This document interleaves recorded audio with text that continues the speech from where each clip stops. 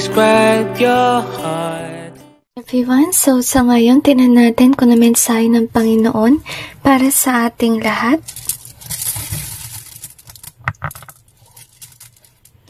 We have the bless.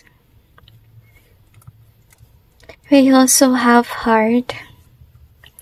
And we got this one. So gusto sabihin ng Panginoon na despite life is hard, you are fully blessed. Ginagay kayo ng Panginoon na tingnan mo yung inyong blessings. I feel na God is also wanting you to know how much is very important for us to take care of our belongings. Kasi baka may nag-aabang dyan na balak niyang kunin yung inyong savings.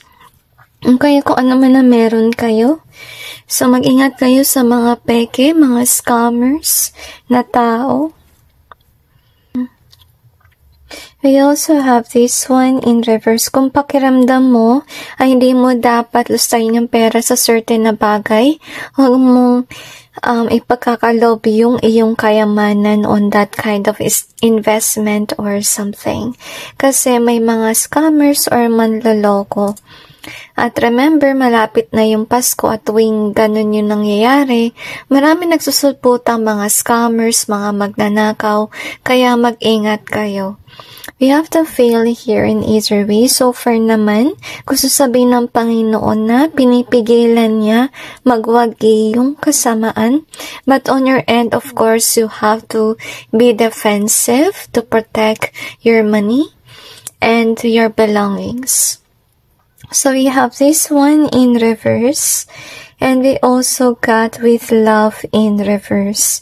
Ingat din kayo guys sa mga taong nagpapanggap na kailangan ng donation pero hindi naman pala may ito-donate dapat. Kasi I feel like with the love in reverse here, ibig sabihin lang nun, may mga tao na nagpapanggap na into charity sila, but in reality, they're not giving the money to the right people or talagang sa nangangailangan.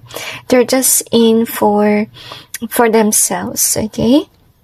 So, I really sense that God is really wanting you to know na hindi lahat ng tao ay mapagkakatiwalaan. May mga scammers, may manloloko, etc. So, I feel na sa ngayon guys, kung sakali man na may dumarating na opportunity, iwasan ninyo, pay attention to the red flags, do your research, okay?